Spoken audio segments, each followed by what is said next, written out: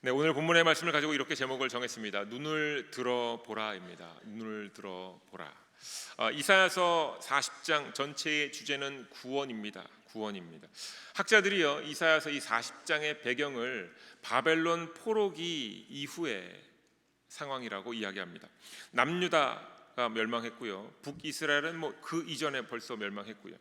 바벨론에 의해서 남유다 백성들이 70년간 포로로 끌려가서 포로 생활을 하다가 이제 돌아오는 시기, 그 시기의 때를 이야기하고 있는 것이 이사야서 40장이다 이렇게 말합니다. 자, 이러한 시대적인 상황으로 인해서 이사야서 40장 1절과 2절의 말씀을 이해하신다면 아마 어렵지 않게 이해하실 수 있을 겁니다. 함께 보겠습니다. 40장 1절과 2절 말씀입니다. 너희의 하나님이 이르시되 너희는 위로하라, 내 백성을 위로하라. 너희는 예루살렘에 마음에 닿도록 말하며 그에게 외치라. 그 노역의 때가 끝났고 그 죄악이 사함을 받았느니라. 그의 모든 죄로 말미암아 여호와의 손에서 벌을 배나 받았느니라 할지니라 하시니라. 아멘. 하나님께서 남유다 백성들에게 위로하라라고 말씀을 하셨습니다. 노역의 때가 끝났다고, 죄악이 사함을 받았다고, 그러니 이제 백성들을 위로하라라고 말씀을 하십니다. 영어로 comfort라는 단어를 썼기 때문에 누구나 이 구절을 들을 때에 이제 고난이 끝났으니 이제 좋은 일이 올 거야, 괜찮아, 모든 일 잘 될 거야 라는 정도로 이해하는 것이 일반적인 이해이기도 합니다. 그런데 이미 벌써 이 단어의 의미를 여러분 우리 함께 나눴습니다. 지난 금요일 새벽 예배 때 이 본문의 말씀을 가지고 단어의 의미를 설명해 드렸습니다. 위로하다, 영어로는 comfort인데 히브리어 단어가 위로하다가 바로 나함이라는 단어입니다. 나함이라는 히브리어 단어의 의미는 위로하다라는 의미도 있고요, 회개하다, 후회하다, 완화하다, 완화되다라는 의미가 함께 있습니다. 조금씩 다른 상황에서 이와 같이 여러 의미로 사용이 되는데요, 종합적으로 이 단어가 주는 뉘앙스는 무엇인가 하면 숨을 들이마시고 내뱉는 것, 한 번에 깊은 숨을 들이마시고 내뱉는 것을 의미합니다.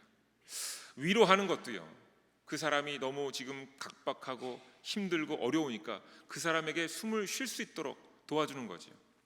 회개하는 것도 마찬가지고요, 후회하는 것도 마찬가지고요. 가만히 이 단어들을 보았더니 속상하고 어려운 일들 가운데 우리가 한숨을 쉬는 것도 숨 쉬는 겁니다. 그렇죠? 하나님께서 이스라엘 백성들에게 노역이 끝났다고, 죄가 사함을 받았다고 위로하라고 말씀하신 것은요, 이스라엘 백성들에게 숨을 한번 깊이 들이마시고 내뱉으며 보아라, 그들을 숨쉬게 도와주어라 라는 의미였다라는 겁니다. 그동안 힘들었지, 그동안 수고했다라는 의미로 이해하면 너무나 좋을 것 같은데 그것이 아니라는 겁니다. 그리고 왜 아닌지 그 이유는 그 다음 구절을 보면 알 수 있습니다. 이사야서 40장 3절의 말씀입니다. 외치는 자의 소리여 이르되 너희는 광야에서 여호와의 길을 예비하라, 사막에서 우리 하나님의 대로를 평탄케 하라. 아멘. 자, 너희들 그동안 수고했으니까 이제 쉬어, 걱정하지 마, 이제 그냥 편안히 쉬기만 하면 돼, 그렇게 얘기하면 될 것 같은데 위로를 한 뒤에 편히 쉬라는 이야기가 아니라 여호와의 길을 예비하라, 무엇인가를 준비하라, 지금 움직여라 라는 명령이기 때문에 그냥 쉬라는 얘기가 아니라는 겁니다. 이사야서의 주제를 한번 생각해 보시지요. 심판과 구원입니다. 우리가 지속적으로 강조를 하고 있지만 하나님의 심판은 사람을, 인류를 멸하는 심판이 아니라 인류를 살려주는 심판입니다. 다시 말하면 하나님의 심판은 구원으로 가는 그 과정 중에 일어나는 일이기 때문에 하나님께서도 심판하면서 끝내지 않으시고 더 일하고 계신다라는 겁니다. 다시 말하면 이 심판과 구원의 과정을 통해서 하나님을 더 알아야 되고, 우리 스스로를 알아야 되고, 하나님의 섭리를 깨달아야 되는 것이 우리가 해야 될 일입니다. 따라서 바벨론 포로 생활 70년이 고되고 힘들었기 때문에 위로받아라, 격려받아라, 이제 모든 일 끝났다 라고 말하는 것처럼 들리면 좋겠지만 동시에 구원의 과정으로 인도함을 받고 있는 것이기 때문에 그에 맞게 해석을 해야 되는 것이 더 정확한 방법입니다. 여러분, 운동 경기를 하면서 숨을 돌리는 시간이 있지요. 브레이크 타임이 있습니다. 하프 타임이라는 게 있지요. 그렇듯이 바벨론 포로기를 끝내고 이 여호와의 길을 예비하는 사람들에게는 이 위로의 시간이 반드시 필요한 겁니다. 바벨론에서 예루살렘으로 돌아가기 전에 이 호흡하는 시간을 가져야 되는 겁니다. 깊은 숨을 들이마시고 내뱉는 시간, 거친 숨을 심호흡으로 가다듬는 시간을 주라. 그들에게 호흡하게 하라 라고 하나님께서 말씀하신 겁니다. 그래서 이사야 40장 1절 위로하라 내 백성을 위로하라는 말씀의 참된 의미는 그들을 숨쉬게 하라, 나의 백성들로 하여금 숨을 깊게 쉬고 쉼을 얻도록 하라입니다. 더욱이요, 이렇게 해석을 해야 하는 이유는 70년이란 포로 기간 때문에 그렇습니다. 70년이란 시간 속에서 바벨론에 그렇게 70년 동안 살았다면 아마 사람들의 삶은 바벨론화 되었을 겁니다. 하나님의 말씀을 따라 살았던 사람들도 있었겠지만 오랜 시간 외국에서 포로로 살았기 때문에 이스라엘 백성들에게는 모든 것을 멈추고 삶을 돌아보는 이 숨쉬는 시간이 필요했던 겁니다. 포로 생활을 멈추었고요, 이제 하나님께서 돌아가게 하시니 돌아갈 일을 생각하면서 깊은 호흡을 들이마시고 내쉬면서 나는 누군가, 여긴 어디인가, 나의 원래 뿌리는 무엇이었는가, 하나님은 누구셨는가, 왜 우리가 여기 있었던가 등등을 생각하면서 그 시간을 보내는 겁니다. 그러고 난 뒤에 이제 그들이 감당해야 될 일이 있습니다. 무엇일까요? 자, 3절 말씀을 다시 한번 보면 이렇습니다. 여호와의 길을 예비하라, 사막에서 우리 하나님의 대로를 평탄하게 하라입니다. 자, 여호와를 맞이하기 위해서 준비하라는 말씀입니다. 하나님의 대로를 평탄하게 하라고 명령을 내리십니다. 그런데 이 대로가, 이 길이 어떤 길인가 하면 이사야서 35장에 이렇게 기록되어 있습니다. 미리 우리에게 알려주신 말씀입니다. 이사야 35장 8절과 9절입니다. 거기에 대로가 있어 그 길을 거룩한 길이라 일컬은 바 되리니 깨끗하지 못한 자는 지나가지 못하겠고 오직 구속함을 입은 자들을 위하여 있게 될 것이라. 우매한 행위는 그 길로 다니지 못할 것이며 거기에는 사자가 없고 사나운 짐승이 그리로 올라가지 아니하므로 그것을 만나지 못하겠고 오직 구속함을 받은 자만 그리로 행할 것이며. 아멘. 자, 다시 말해보면 여호와의 대로는 여호와 하나님께서 걸으시는 길이 아닙니다.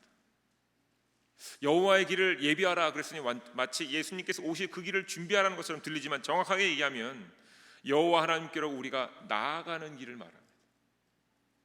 이걸 조금 더 현실적으로 얘기하면 바벨론에서 예루살렘으로 돌아가는 길을 의미하는 것처럼 들릴 수도 있습니다. 자, 이 대로는, 이 큰 길은 구속함을 받은 자들을 위한 길이다라는 겁니다. 따라서 구속함을 받은 자들의 대로를 평탄하게 하라라는 말씀의 의미입니다. 히브리어로 메시라라는 것이 대로라는 의미입니다. 메시라라는 단어가 대로입니다. 그런데 이것이 길, 로드, 웨이라는 의미도 있지만 이 단어의 의미 중에 독특한 것은요, 들어 올리다, lift up 이라는 의미가 함께 들어가 있습니다. 그냥 길인 것 같은데 그냥 길이 아니라 길 자체가 들어 올려지는 것을 함께 의미합니다.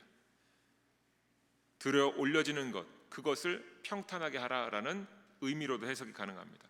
들어 올리는 것을 평탄하게 하라는 것, 이사야서 40장 4절의 말씀을 보았더니 그 바로 다음 장인데 골짜기, 산, 언덕 등등의 단어가 나옵니다. 자, 구속함을 받은 자들이, 사함을 받은 자들이, 구원함을 받은 자들이 걸어야 하는 길이 이 대로인데 동시에 구속함을 받은 자들에게 들여 올려져야 하는 것이기도 합니다. 이것이 산과 골짜기와 언덕 등등과 같고 이러한 것들이 평탄하게 되어야 한다라는 의미로 해석이 됩니다. 자, 여러분 한번 생각해 보시죠. 바벨론으로 끌려갔을 때 그때의 상황을 기억하는 사람들이 있었겠지요. 70년이라는 생활 가운데 아주 어렸을 때 그 생생한 기억을 갖고 있었던 사람들이 있었을 겁니다. 누군가 우리 가족 중에 한 명이 죽거나 아니면 어떤 어려움 가운데 억울하게 끌려가는 가운데 답답했던, 속상했던, 상처가 됐던 일들이 있었을 겁니다. 그리고 또 누군가는 바벨론에서 태어나서 태어날 때부터 노예처럼 살았던 사람들이 있었을 겁니다. 그들에게 포로기가 끝났다고 선포하면 그 순간에 그들은 모든 것이 자유로운 새 사람이 되는 것입니까? 아니지요.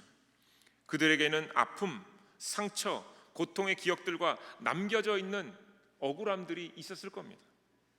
비록 자신들이 지은 죄로 말미암아 이와 같은 일이 벌어졌지만 죄에 대한 상처들은 어쩔 수 없이 그들의 삶에 그대로 남아 있다라는 겁니다. 아픈 기억들, 속상한 것, 하나님 왜 우리 기도 들어주시지 않으십니까? 왜 우리 구원해 주시지 않으십니까? 라는 그 내용들이 그대로 남아 있을 겁니다. 자, 이런 자들에게 하나님께서 말씀하신 거예요. 그들을 위로하라.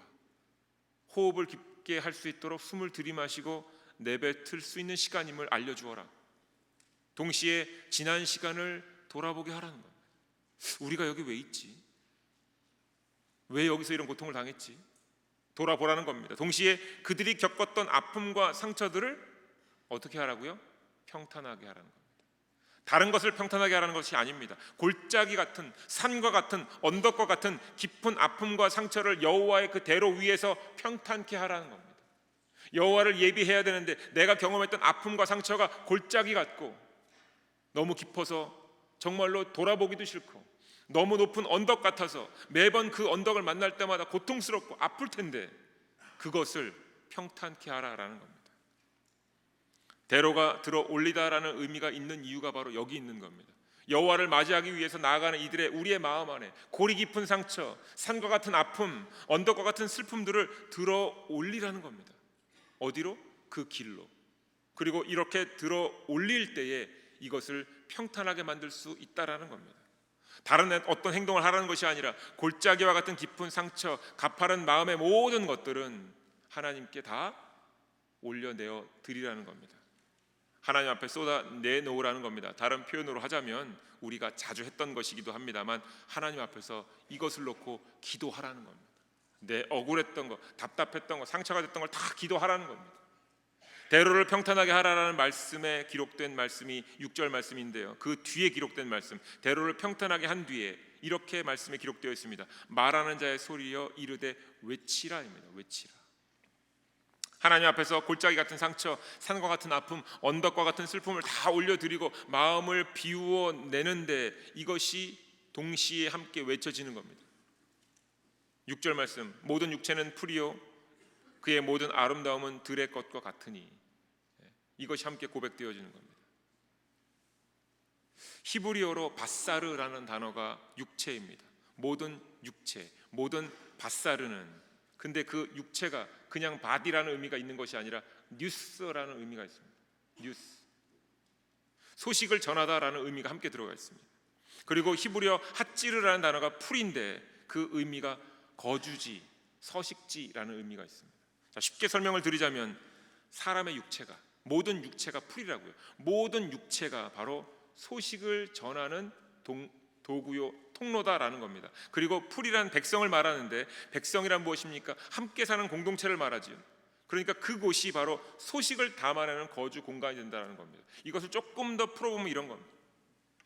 바벨론에서 하나님 앞에서 호흡을 하면서 숨을 들이마시고 내쉬면서 지난 과거를 떠올려서 우리의 고통, 답답함 이런 것들을 다 고백해서 토로하면서 그 모습으로 이제 이스라엘 예루살렘으로 돌아가지요. 그 돌아가는 과정 가운데 본인들의 몸이 하나님 앞에 뉴스로, 하나님께서 구원을 허락하신 그 뉴스를 전하는 통로가 되는 겁니다. 그 백성들이 그 길로 돌아가는 동안에 그들의 하나님이 그들을 살렸다라는 뉴스가 되는 겁니다. 그리고 그들이 그대로 예루살렘으로 돌아갈 때 그 무리 자체가 백성이 풀이 되어서 그들이 사는 서식지, 그들이 살고 있는 곳 그 예루살렘에 다시 하나님이 그들과 함께 하신다라는 소식을 전하는 그 거주 공간, 소식이 모여 있는 곳이 된다라는 겁니다. 숨을 깊게 들이마시고 내뱉으면서 사람은 겪은 모든 고초들을 떠올려서 이것을 외치고 하나님 앞에 고백합니다. 하나님, 우리의 몸은 하나님의 소식을 전하는 도구입니다라고 고백하게 되는 겁니다. 우리가 끊임없이 우리의 어려움과 아픔을 다 하나님 앞에 고백할 때에, 우리의 모든 것들이 깨끗이 비워질 때에 결국 우리 자체가 하나님의 소식을 전하는 도구입니다라는 고백이 되는 것이고요. 우리의 삶이, 그리고 우리들 모든 공동체, 백성들 모임 이 모든 공동체가 바로 하나님께서 임재하시는, 거처하시는 곳이 됩니다라는 것을 외치라는 겁니다. 그러면서 6절부터 8절까지 마지막에 이런 이야기가 더 덧붙여지는 겁니다. 풀은 마르고 꽃은 시드나 우리 하나님의 말씀은 영원히 서리라 하되.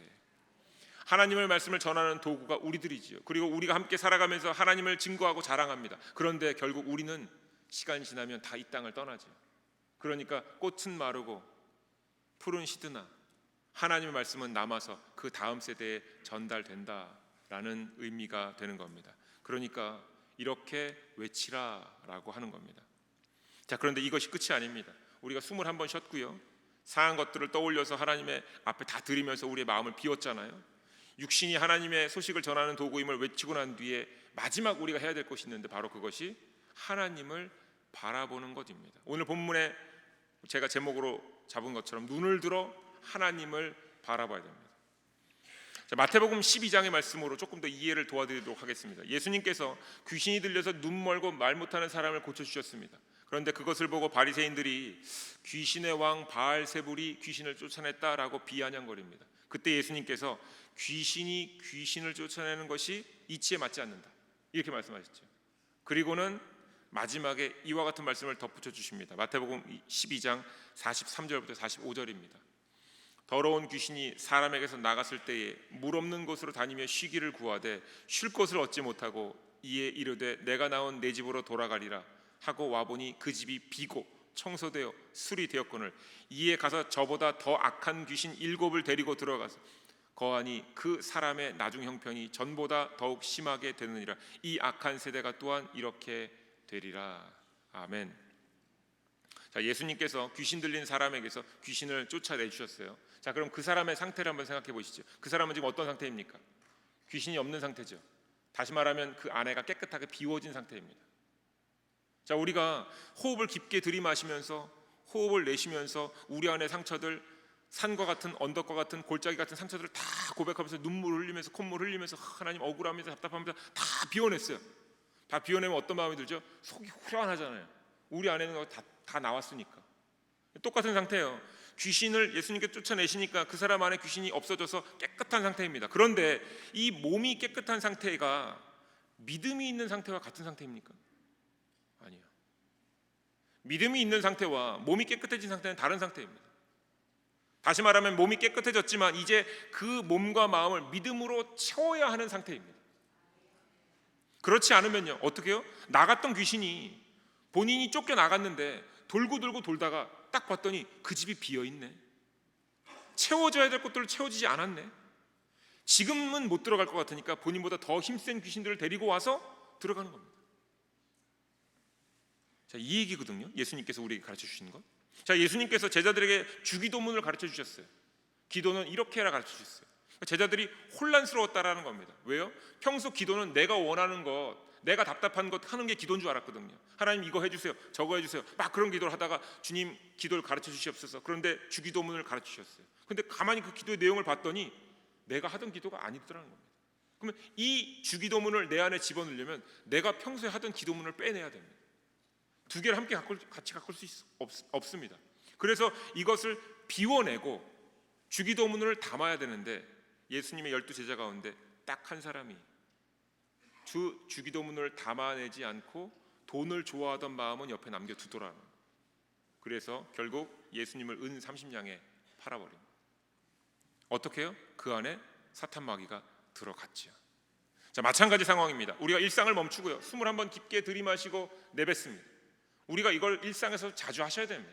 어떤 특정한 때가 아니라 아침, 점심, 저녁에 시간 날 때마다 여러분들 숨을 깊게 들이마시고 내뱉으시면서 지금 이 호흡을 주관하시는 분이 누구인가, 나는 누구인가, 하나님은 누구인가를 입술로 되뇌이면서 확인하셔야 됩니다. 자, 이렇게 숨을 깊게 들이마시고 내쉬고 혹시 우리 마음 안에 억울했던 것, 답답했던 것, 속상했던 것 있으면 이것들을 하나님께 올려드리는 겁니다. 기도하는 가운데. 자, 생명을 주시는 하나님을 바라보면서 깨끗해진 몸과 마음으로 이제 하나님의 놀라운 일을 이루어 주세요라고 마냥 기다리고 있으면 안 됩니다. 만약 그러면 다시 일상의 분주함과 근심과 걱정이 우리에게 확 밀려오는 겁니다. 잘 생각해 보세요. 기도하면서 비워냈는데 비워낸 뒤에 결단하고 다짐하면서 하나님의 것으로 채우지 않으면 그 짧은 찰나에 다시 분주함이 확 찾아 들어옵니다. 막을 방법이 없습니다. 자, 여호와의 길을 예비하라고 해서 열심히 실천했는데 아무 일도 일어나지 않네요, 목사님. 내가 분명히 열심히 기도해서 눈물 콧물 흘리면서 기도한 뒤에 마음이 후련해지잖아요. 금요일날 우리가 기도에 갖고 나면 그런 뒤에 분명히 뭔가로 채워야 되는데 이걸 만약에 채우지 않으면 다시 신앙인과는 또는 하나님께서 인도하신 길과는 그 여호와의 길과는 하나님의 대로와는 다른 길로 걸어갈 수 있다는 거예요.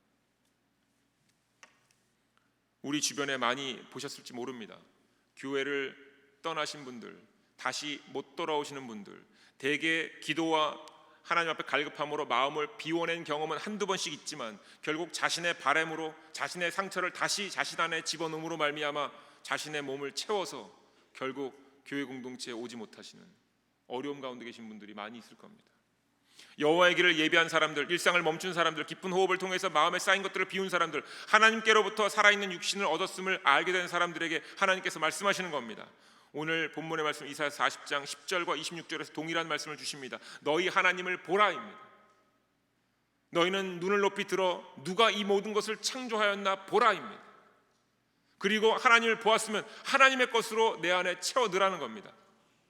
NIV 버전에서는 See, sovereign God 이렇게 되어 있습니다, 영어로. 그런데 킹 제임스 버전에서는 See라고 안 그러고 Behold 이렇게 되어 있습니다. 그냥 보는 게 아니에요. 어떤 의미인가 하면요, 그저 관찰하는 정도, 보다 정도가 아니라 이 원래 이 단어의 의미는 전적으로 붙들다입니다. 주목하다입니다. 그리고 이것을 유지하고 간직하는 것까지 나아가는 것을 말합니다. 깨끗하게 비워진 몸과 마음으로 하나님을 붙들고 하나님을 내 안에 채워 넣으라는 얘기입니다. 하나님을 주목하라는 얘기입니다. 이사야 40장 10절부터 11절의 말씀을 볼까요? 보라, 주 여호와께서 장차 강한 자로 임하실 것이요 친히 그의 팔로 다스리실 것이라. 보라, 상급이 그에게 있고 보응이 그 앞에 있으며 그는 목자같이 양떼를 먹이시며 어린 양을 그 팔로 모아 품에 안으시며 젖먹이는 암컷들을 온순히 인도하시도다. 아멘. 하나님께서 이와 같은 일들을 하실 텐데 이 말씀을 내 마음에 새겨놓고 그 말씀 가지고 기다리라는 얘기죠. 말씀을 채워서 하나님의 하실 일들을 기억하면서 붙들고는 주목하고 있으라는 겁니다. 그리고 12절부터 마지막 31절까지 하나님에 대해서만 계속 얘기합니다. 무슨 얘기입니까? 하나님께서 어떤 분이신지를 고백하는 것을 들어서 붙잡고 의지하고 그 하나님을 기다리고 준비하라는 겁니다. 깨끗해진 몸과 마음을 비워서 하나님이 누구신지를 온전히 채우는 것이 우리가 해야 될 일입니다.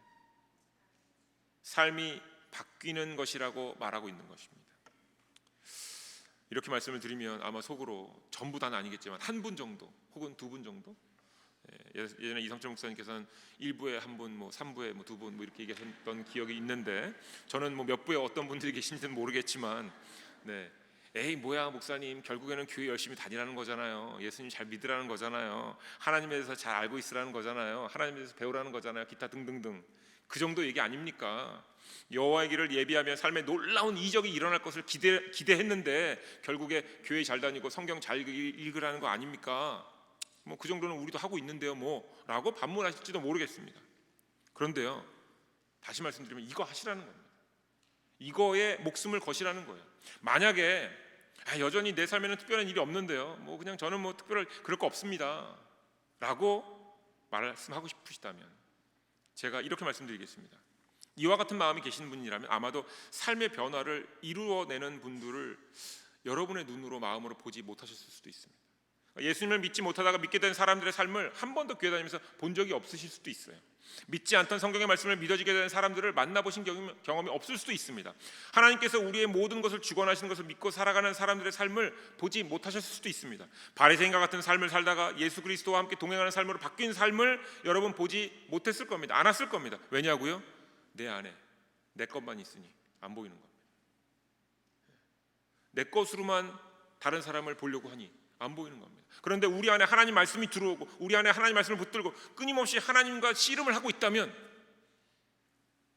내 이웃도 씨름하는 것이 보이는 겁니다. 내 이웃도 하나님 말씀 가지고 씨름하는 것이 보이기 시작하는 겁니다. 고난을 나만 당하는 것 같은데 아니었다라는 겁니다. 우리의 이웃도 함께하는 형제 자매들도 말씀 갖고 씨름하면서 이 세상에서 여러 가지 고난들을 당하면서 믿음이 성장하고 있는 것이 나에게도 보이는 겁니다. 왜냐하면 내 믿음이 성장하니까 다른 사람의 믿음의 성장도 보이는 겁니다. 그런데 내 믿음의 성장을 안 하니까 다른 사람의 믿음의 성장이 안 보이는 것이고요. 또한 내 삶이 변하지 않으니까 변화하는 삶을 살아가는 사람들의 모습이 안 보이는 거예요. 담배와 술을 끊게 된 사람의 삶의 변화 보이지 않을 수도 있습니다. 그저 의지 갖고 담배 끊었다, 의지 갖고 술을 끊었다 정도로밖에 이해가 안 되는 겁니다. 야, 그런 사람은 상종도 하지 말라고 내 부모님이 얘기하셨어. 남자들 그러지요. 술 끊는 사람하고 담배 끊는 사람하고 상종도 하지 말라고. 독한 사람이라고. 그런데 믿음으로 끊는 사람들이 있는데 그거를 모르더라는 겁니다. 세상 일 중요하다가 예배가 너무 중요해서 주일날 하던 거 다 취소하고 예배에만 막 집중합니다. 왜 그러지? 안 보이는 겁니다. 왜냐하면 그 믿음이, 그 말씀이 그분 안에는 없으니까. 시간은 오래 걸렸지만 하나님 말씀 붙들고 변화를 이어가는 사람들이 있습니다. 그런데 그들의 삶도 보이지 않습니다. 왜냐고요? 마음 안에 하나님의 것이 없으니 안 보이는 겁니다. 한 번의 호흡과 그 다음에 마음 안의 고백들을 함께 고백하는 것, 한 번 정도, 그리고 하나님을 향한 한 번의 외침이 있을 수 있습니다만 그것으로 삶은 변하지 않습니다. 한 번의 깊은 호흡과 한 번 깊이 내가 하나님의 것을, 우리 안에 있는 상처들을 다 고백했다고 우리의 삶은 변화되지 않습니다. 때로 놀라운 이적을 만날 수도 있습니다만 결국 이적이 많이 만난다고 삶이 변화되는 것은 아닙니다. 또 다른 이적을 구할 수는 있겠지만 결국 삶은 변화하지 않습니다. 다시 말하면 하나님을 바라보지 않으면, 하나님을 붙잡지 않으면, 마음 안에 비워진 우리 몸과 마음에 깨끗이 우리의 것을 비워내고 하나님을 채우지 않으면 우리는 기도의 제목만 바꿀 뿐 기도하는 사람이 되지는 못합니다. 하나님을 바라보고 우리의 비워진 모든 것을 다, 우리의 것을 내어버리고 비우고 하나님의 것을 채워야만 제대로 삶이 바뀌고 기도의 사람이 되는 것입니다. 하나님의 다스림을 보려면, 하나님께서 세상에 보응을 내리시는 것을 보려면, 하나님께서 양떼를 먹이시고 품에 안으시고 인도하시는 것을 우리가 보려면 우리의 살아있는 육체에 하나님의 것을 채워 넣어야 합니다. 별것 아닌 것 같은데요, 시간을 내서 성경 말씀을 묵상하고 기도를 하고 하나님께 묻고 하는 과정들이 우리의 삶을 바꾸어 나간다라는 겁니다. 우리가 원하는 눈에 보이는 이적들은 일어나지 않을지 몰라도 우리의 삶은 바뀌어 나가는 겁니다. 세상을 창조하신 하나님 말씀을 마음에 채워야 하나님의 역사, 지금까지 이뤄내셨던 수많은 것들을 우리가 기억하면서 우리 몸에 계속 끊임없이 채워 넣어야 우리의 삶은 변하는 겁니다. 그때 그 사람이 정말 달라지는 겁니다. 이사야서 40장 28절부터 31절의 말씀으로 오늘의 말씀을 마치고자 합니다.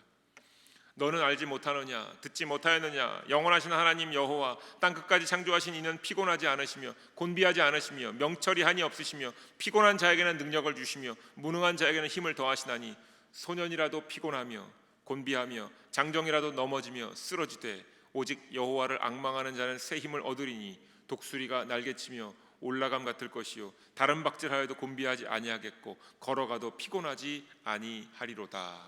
아멘. 사랑하는 교회 여러분, 하나님을 바라보셔야 돼요. 우리가 하나님을 바라보고 있다고 때로 착각할 수 있습니다.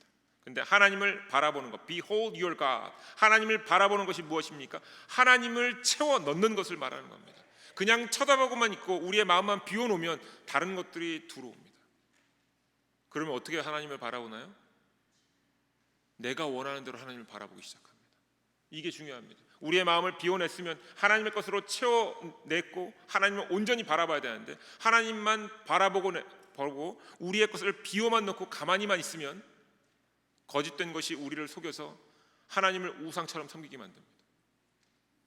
그러니까 우리의 삶은 바뀌지 않으니까 여전히 답답한 삶을 반복하는 겁니다. 하나님을 제대로 바라보셔야 됩니다. 깊은 호흡과 마음의 비움을 통해서 생명을 주신 하나님 앞에 섰다면 이제 하나님의 말씀과 하나님을 향한 갈급함으로 우리의 몸과 마음을 채우셔야 됩니다. 스스로 삶을 피곤하게 하는 이들과 헛된 노력을 하는 이들에게 지혜를 주셔서 삶을 이겨내게 하시는 우리 하나님을 의지하셔야 됩니다. 여호와를 앙망하는 자 곧 하나님을 기다리는 자는 하나님의 말씀으로 세상을 바라보는 능력을 얻어서 어떤 상황 속에서도 가장 지혜롭게 살아가게 될 것입니다.